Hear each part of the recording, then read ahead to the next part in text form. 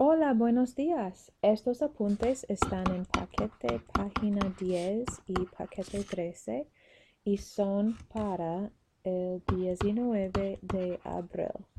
So make sure that you have these done para el 19 de abril, que es el viernes. This is a review of everything that we've gone over with two particular verbs. The first one is the verb estar. Estar means to be. And we remember it with this jingle, how you feel and where you are, always use the verb estar. When you conjugate it, remember that every single form except the top two have accents.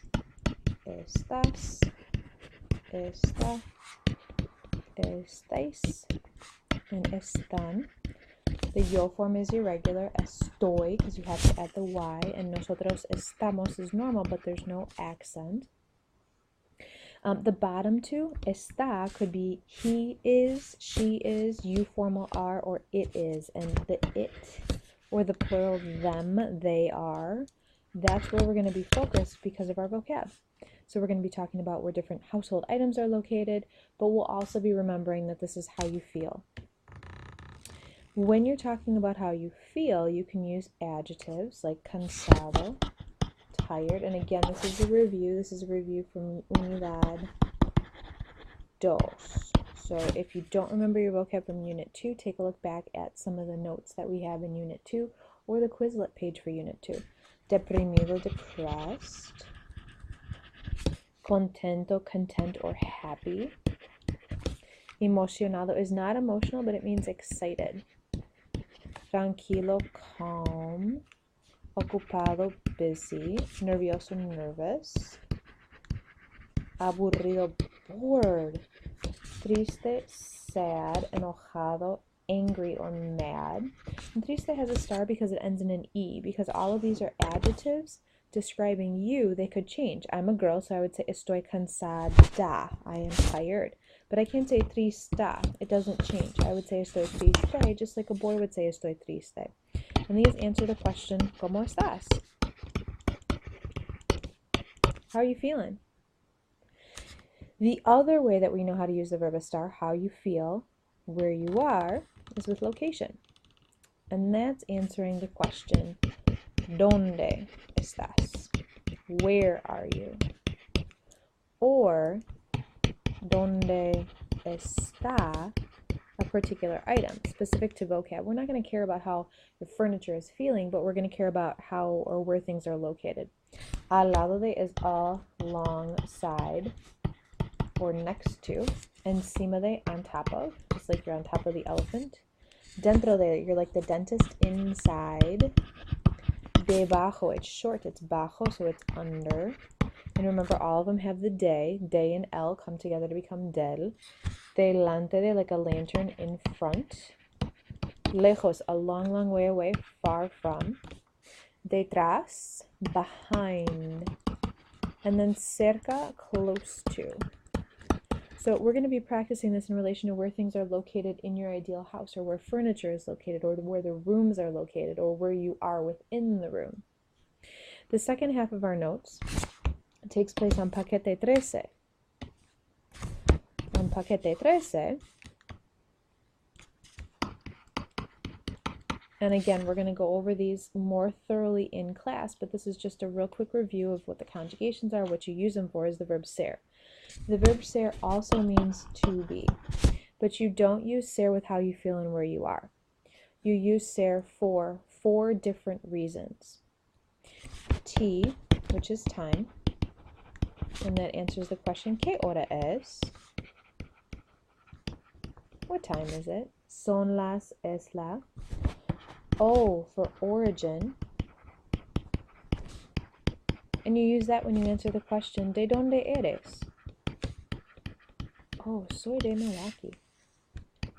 C, characteristics. So describing what things are like. Yo soy baja, yo soy inteligente, yo soy atlética. And the last one, O, occupation. Yo soy maestra, ustedes son estudiantes. So when you use ser, it's more permanent things. So it's a permanent thing as far as the hour. It's a permanent thing where you're located. It's a permanent thing how you would describe yourself. Or in our case with this unit, how we would describe our furniture or where things are located, or I'm sorry, where things are, what things are like in our house. The yo form is completely irregular, soy, as is every other form of ser. Eres, es. Es is the one that we're going to be focusing on because we could say el sofá es azul.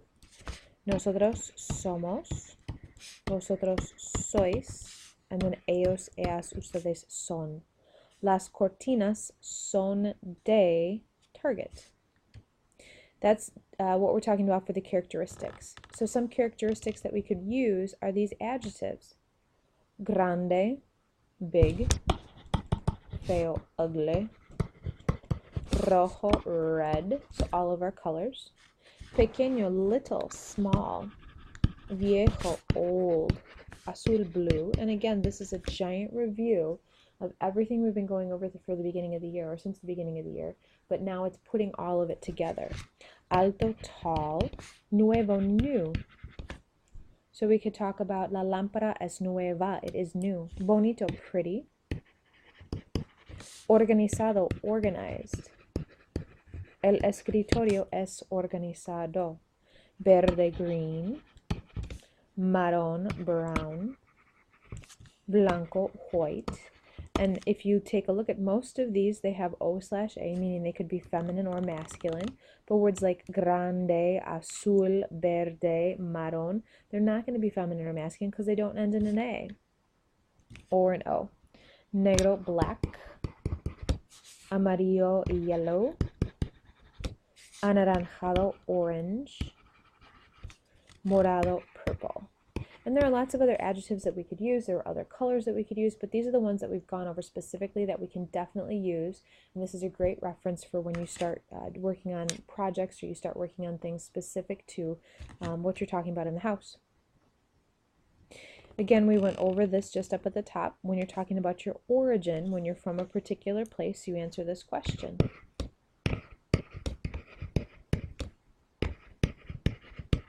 ¿De dónde eres? Where are you from? And when you answer it, you say soy de.